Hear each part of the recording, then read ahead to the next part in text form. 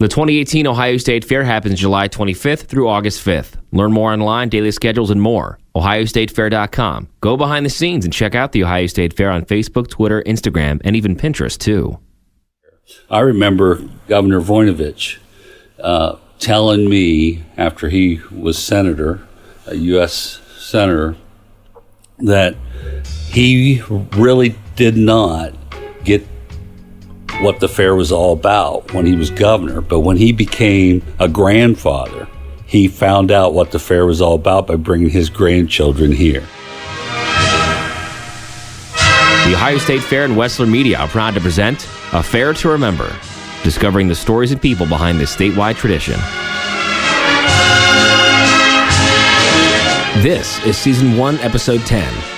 Well, it's because you all have a shared memory with that, and so that comes with that feel of community. And so when everyone comes through either 11th Avenue or 17th or the Cardinal opening, it's like, okay, I'm home again. That's the way I feel every year.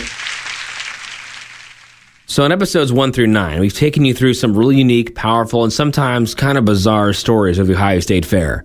The history, animals, love stories, competition, entertainers. And by the way, if this is the very first episode you've heard, you should probably go all the way back to the beginning so you can get a really great big picture of the Ohio State Fair. But if you want to listen to this one when you're not at the fair, it's okay. You'll just kind of have to let your imagination work as we walk through some physical locations at the fair and where these stories happen that were featured in this podcast. So let's begin at the 11th Avenue entrance. So walk over there, and I'll see you here in a couple of moments.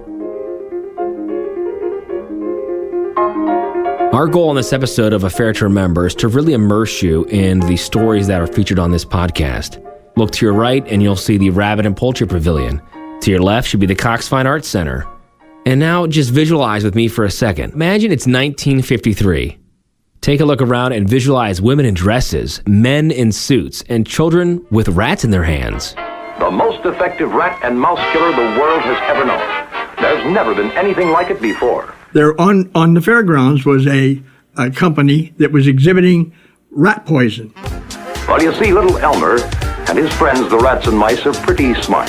And obviously you need rats if you're going to show an exhibit of them being poisoned. If the bait has a distinctive taste or if it kills too quickly, rats and mice have a way of warning their friends and family. So they offered kids free admission if you brought a live rat with you to the fairgrounds. As I said, it's SS 101 that makes the bait so enticing. And they got their live rats, but they had to make a second call. There was that much demand. The most effective rat and mouse killer the world has ever known. Yes, that is an entirely true story. We cover the history of the Ohio State Fair in episode 1. But to truly dive deep, check out C. LeVon Shook's book, It is a History of the Ohio State Fair. Next, walk over to the Brown Sheep Arena. It's past the Giant Slide, the Taft Coliseum, and just north of the Bricker Marketplace. Here in the Brown Sheep Arena is where Jim and Jill Brandt spend much of their time at the fair. In episode 2, we got to know them and their hard work in this industry. A pair of twin lambs that their mother doesn't have enough milk. So we're kind of supplementing things. Sweet. The good lambs take on the form of an athlete in all reality. I mean, they're muscle patterned. And so, you know, some of these little guys are born and they don't have a lot of muscle pattern. There's some that really, really have it. It's funny when you leave them out of there and those OUs are all standing around, how those lambs find their mommies, and the mommies find the lamb. You know, even though they've been away from them for 24 hours or 30 hours. Well, I mean, at least in my estimation, they look all the same. Yeah. Isn't that awesome? Yeah. Well, you know, and I think a lot of it has to do with the smell. You know, it's just like we as humans, you know. We turn now to episode 3 and Love at the Fair. So head on over to the Sky Glider and come back to this episode when you get there. So we talked about in episode 3 the Sky Glider, or the Sky Ride as some people call it. It's played a really critical role in some people's lives. For example, it's Matt McCoy and Michelle Brecher. We ate at the Schmidt stand before we went on the Sky Ride. I do remember going into the Celeste Center though before that and seeing some sneak peeks of the Tim McGraw and Faith Hill concert. I had the ring and had it in my pocket. I remember him starting his spiel. I remember vividly thinking, don't drop it. Don't drop the ring. Don't drop the ring. I thought, oh, it's coming finally. I think I might have said, don't drop it before I said yes, but. One of the things I vividly remember is the smile on Michelle's face after we got off the ride. You were just walking back after we got done with the ride, and it took her a while to say yes because I think she was just happy. But she had this huge smile on her face, and it was a good night. It was a very good night.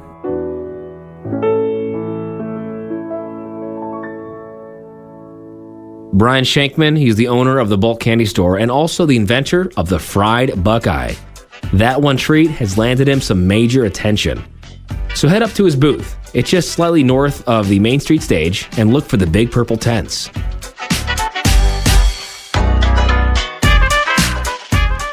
Okay, so you're near the bulk candy store now. Here's a bit of background on what you're looking at. And I scrambled around and I found some Buckeyes from a local company, and I tried it, and I threw it in the fry later, and I'm like, please float, please float, please float. And it didn't float, but it came out, and it was awesome. I mean, it was great. But all I had was these little corn dog friolators. When you touched it with the tongs, if any of the batter came off and the chocolate hit the oil, it exploded. So they were exploding right and left. The oil was black. My girls were crying. The girl was crying so much, I said to folks, I got to close down for 45 minutes. I've got to clean this oil out for her. So for that 45 minutes, not one person stood offline. We never, ever expected the response that we got that year. So let's cross 17th Avenue, and hopefully it's open when you get there. But check out the Cardinal Building. If you're not at the fair right now, that's all right. You could just use your imagination. If you are, pause this, and I'll see you back here when you get there. The Cardinal Building is where a lot of the competitions take place. And in episode 5, you met my sister Margaret, who also jokingly has an arch nemesis. There is a specific competitor who every year shows up in full force. And as someone who competes annually, I see this woman every year, and she is my arch nemesis. We've never spoken. You're just making food, right? It's serious business. We are constantly competing against each other in the live cooking challenges, where it's like, the breakfast challenge, for instance. That year, again, I won first place, and you have no idea, absolutely no idea how excited I was to win first place in that competition and to finally beat her in something. It is a huge joke amongst me and some of my circle of friends. It's like, yes, I have this arch nemesis at the fair. It's just American to kind of want to compete and win. Let's head south now and stand in front of the Celeste Center. You can pause this podcast if you like, and I'll be here when you get there. Or just keep listening.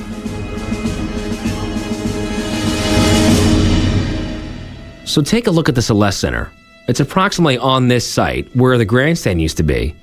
Roughly where the Midway and the Buckeye Ag Complex are, well, that's where the dirt track was where horse racing used to be. In the episode discussing concerts, historian C. LaVon Shook and I took a look at famous performances that have been here. They got Johnny Cash and June Carter.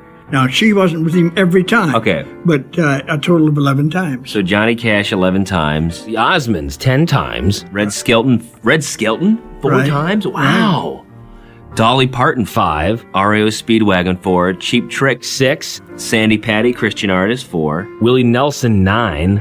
Rascal Flatts 7. So next, walk over to the Butter Cow, which is located just south of the Coliseum in the Dairy Building. So you're looking at the Butter Cow? Well, here's some facts about that bovine. So the display itself typically uses around a ton of butter. There's always a butter cow and calf. So the butter cow herself has been a part of the fair since the early 1900s. And it was much later when the butter cow found a home in the dairy products building in the 1920s, we added a calf. And then in the 60s, they added a theme to go with it, so multiple sculptures. We dismantle the display. We do that by, there's no magic formula. Some years we've turned off the cooler to let the butter soften, to remove it from the armatures. Other years we've just scraped it off of the armatures. But then we put the butter into tubs that then go to a place that recycles like vegetable oils that is used in cooking, like for fast food, like a lot of the stands around here, and they refine it down into a product that they can then use in fuel, cosmetics, animal feeds, things of that nature. Our last stop on the self-guided tour is the gazebo stage. You'll find it just north of the Taste of Ohio Cafe. Head over there now. And if you're not at the fair, just imagine you're walking past the monster mural and the administration building.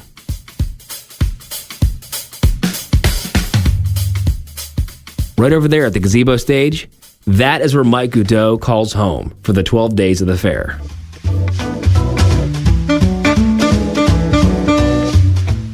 I used to juggle a chainsaw as part of my show, and one day I dropped the chainsaw and it hopped off the front of the stage, and an old lady caught it just perfectly as if she were a juggler, and she stood up and revved it at me like she was going to cut me in half and then handed it back to me. I was like, how can I be so lucky, so stupid as to drop a chainsaw in the audience, and yet so lucky as to have this old lady just catch it and hand it back to me? It was nuts. And I love this job. I have currently an 18-year-old son with autism, and he and I are going to sail around the world because there's nothing better for him than travel. When he is traveling, he is open to everything. We're building jobs out of our own hands. You know, it's not dependent on anything or anyone. This is what we are. We built careers out of nothing, you know. Let's wrap up now with a few people who've got some great memories from the fair. We'll talk now with Fair General Manager Virgil Strickler, who's got quite a history and love for the Ohio State Fair. Going into the barns and seeing all the livestock, that's my first thing. And then to see the horse show.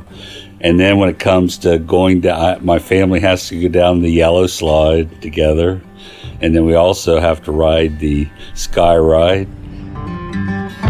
When it comes to eats, I mean, my family, we have our certain pizza that we love here, or the lemon shakes that we love here, and the fries that you can get here at the fair.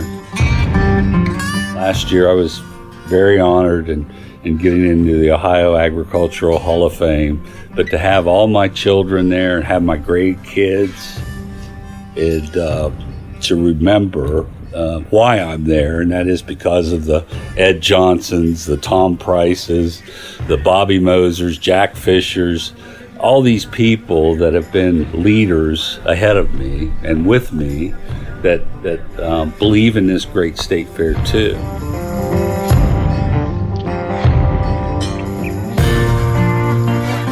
And during this journey of producing A Fair to Remember, I got to sit down with a group of people who are seriously dedicated to the Ohio State Fair.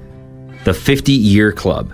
Connie Cahill, Gary Wilson, and Barb Prince. Any person who has attended a fair 50 years ago is automatically a member. Whether they choose to be a member or not, that's their option, but they are automatically a member. No fees, no dues, you just need to attend a fair. We don't care if you were an infant and somebody carried you in. That's the voice of Barb Prince. She's actually a fair employee, and a part of the 50-year club, and also she handles all the entries in the competitions at the fair. I know that I was carried in as an infant.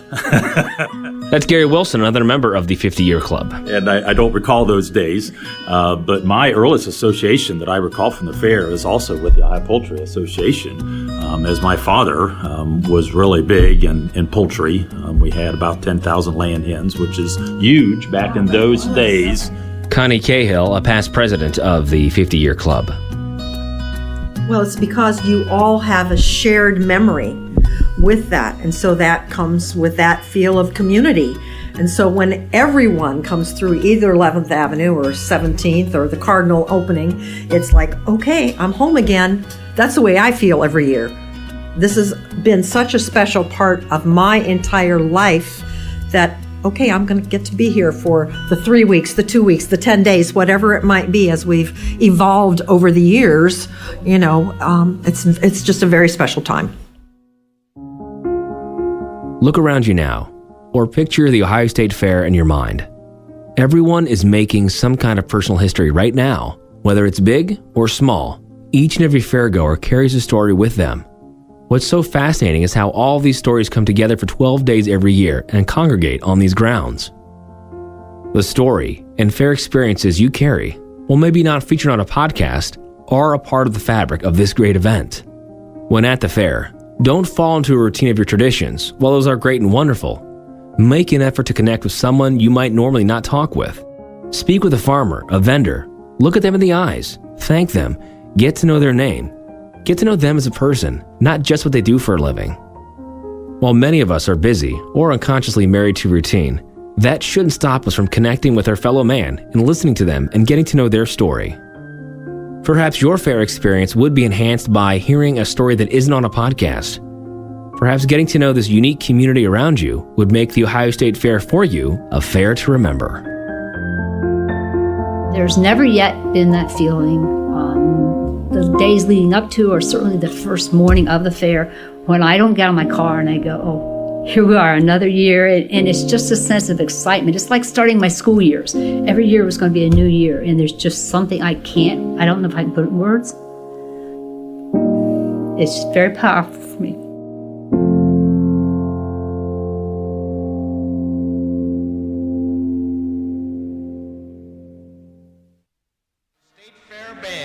Under the direction of Omar P. Blackman. A Fair to Remember is presented by the Ohio State Fair and produced by Wessler Media. Shout out to executive producer and PR manager for the fair, Alicia Schultz. She's given me the great honor and duty to help tell these stories. A special thank you to everyone who's appeared on this podcast, but an extra special thank you to historian Lavon Shook and collector Steve Ide, who have taken great care to help preserve this history. Our opening theme is the Beautiful Ohio Waltz, as performed by the 1994 All-Ohio State Fair Band. These episodes are expertly mastered by Joey Gerwin at Orange Judo Recording Studios. To my good friend Jason Witt, I couldn't end this season without thanking you for naming this podcast. And finally, to my beautiful wife Melina, I love you. Thank you for listening to me and letting me tell you these stories over and over again. This has been A Fair to Remember. I'm your host, Vince Tornero, and I'll see you next year.